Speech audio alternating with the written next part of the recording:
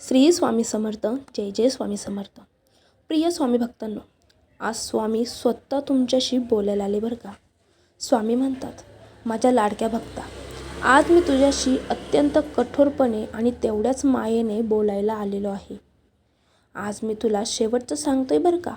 जर आजपासून तू माझ्या शब्दाकडे दुर्लक्ष केलंस, मला टाळलंस, तर मी परत कधीही तुझ्याकडे डोंकून बघणार नाही.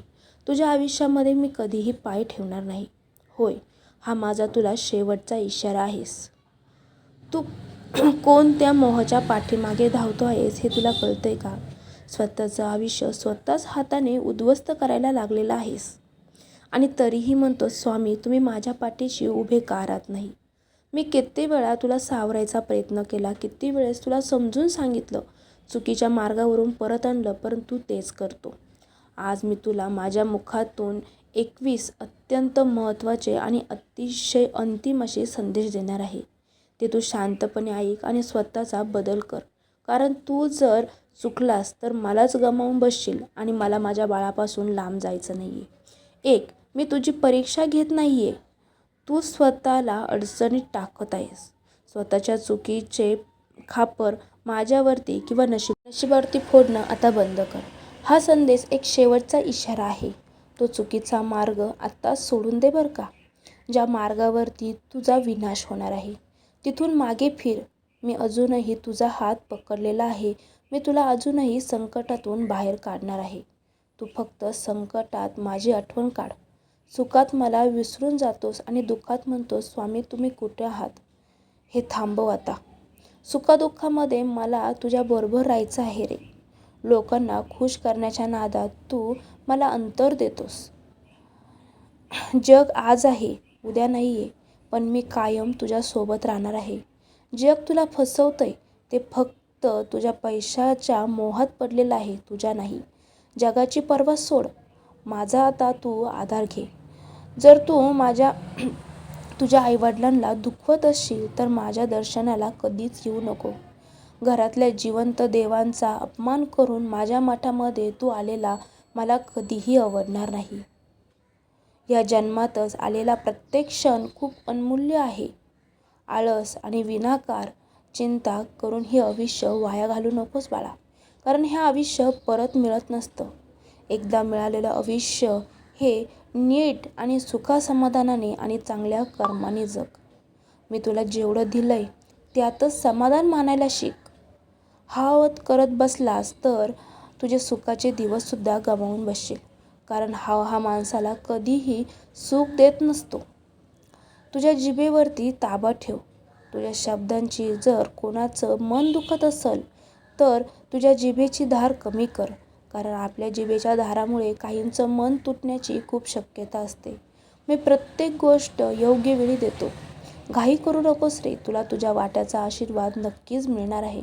जेवढे चांगले कर्म केले आहे ना तेवढे तुला प्राप्त होणार आहे. नियोजनांवरती कधीही शंका घेऊ नकोस. कोणाचाही छेड करू नकोस. मुक्या जनावरांना नेहमी अन्नदान कर. म्हणून कोणावरही अन्याय करू नकोस. नाहीतर माझा हा कोप तुला सहन होणार नाही. प्रार्थना मनापासून कर. दाखवण्यासाठी नकोय. मला तुझा पैसा, तुझा मोठेपणा नकोय. फक्त मनापासून स्वामी अशी हाक मार. मी तुझ्या पाठीशी उभा राहील. भूतकाळात जे घडले ते विसरून जा. ज्या गोष्टी बदलता येत नाही त्यासाठी रडत बसणं सोडून दे. नाहीतर लोक तुला मूर्खात काढतील. मी तुला संकटातून वाचवण्यासाठी अनेक संकेत दिले, पण तू ते कधीच ओळखले नाहीस. आता तरी डोळे उघड आणि तुझ्या आसपास असलेल्या तुझ्या लोकांमध्ये कोण चांगलं आहे, कोण तुझं आहे, कोण परखं आहे हे ओळखायला शिक. कारण आपलेच आपल्या पाठीमध्ये खंजीर खुपसत असतात. अहंकाराचा पडदा बाजूला सार. जोपर्यंत मी करतो ही भावना तुझ्या मनामध्ये आहे ना, तोपर्यंत तुझी भक्ती माझ्यापर्यंत कधीच पोचणार नाही. अहंकार सोडून निस्वार्थपणे जर माझी भक्ती केली तर मी सदैव तुझ्या पाठीशी उभा राहीन. कोणावरही अंधाळा विश्वास ठेवू नकोस. या जगात फक्त आणि फक्त माझाच आसरा तुला आहे हे कधीही विसरू नकोस. कठीण काळात धीर सोडू नकोस. जेव्हा परिस्थिती सर्वात वाईट असते तेव्हाच मी तुझ्या जवळ आलेला असतो. दुसऱ्यांचा द्वेष करणे थांबव आधी. ज्या मनामध्ये द्वेष असतो त्या मनात कधीच कोणाबद्दलही चांगली भावना उत्पन्न होणार नाही. माझ्या नामात अथंग भक्तीने रमून जा. तुला कोणत्याही गोष्टीची कमी पडणार नाही. जेव्हा मन विचलित होईल तेव्हा शांत बसून फक्त श्री स्वामी समर्थ जप कर. तुला मी कधीही मागे पडून देणार नाही. घराबाहेर जाताना एकदा घरात वळून बघ की तुझ्या पाठीमागे किती लोक आस लावून बसलेले आहे. त्यामुळे चांगले कर्म केले तर तू घरी परत येणार आहेस, पण तुझ्या वाईट कर्माने तू परत घरी येशील का नाही याची सुद्धा आस लागत नसते. जर तू स्वतःला बदलणार नसशील तर माझे नाव घेणं आजपासून सोडून दे. भक्ती फक्त शब्द नकोय, ती माझ्यापर्यंत पोचली पाहिजे, ती तुझ्या तनामनामध्ये भिजली पाहिजे. हा निरोप म्हणजे तुझी शेवटची संधी आहेस असं समज. हा निरोप ऐकल्यानंतरही जर तू बदलला नाहीस तर तुझा आणि माझा मार्ग हा कायमचा वेगवेगळा होणार आहे. माझ्या प्रिय भक्ता, स्वामींनी आज अगदी पोटाच्या आतंतापासून तुला शेवटचा निरोप दिलेला आहे. आणि हा स्वामींनी आपल्या भक्ताला दिलेला निरोप आपण ऐकला पाहिजे.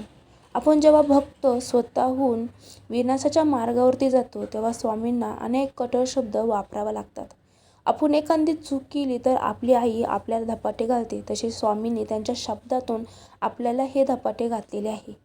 ही तुमच्यासाठी स्वतःला बदलण्याची एक स्वर्ण संधी आहे.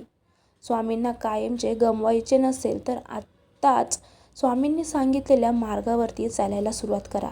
तयार असाल तर होय अशी कमेंट करा. जर तुम्हाला स्वामींचा हा संदेश अंतःकरणापासून स्पर्श करून गेला असेल, तुम्ही स्वतःला बदलण्यास तयार असाल तर कमेंटमध्ये पूर्ण श्रद्धेने श्री स्वामी समर्थ, मी चुकलं असेल मला क्षमा करा अशी कमेंट नक्की करा. स्वामी तुम्हाला नक्कीच माफ करून तुमच्या भेटीला नक्कीच स्वामी येणार आहे. आणि तुम्हाला आजचा हा छोटासा व्हिडिओ, स्वामींचा छोटासा संदेश आवडला असेल तर प्लीज चॅनलला सबस्क्राईब करा आणि व्हिडिओला एक लाईक करायला विसरू नका.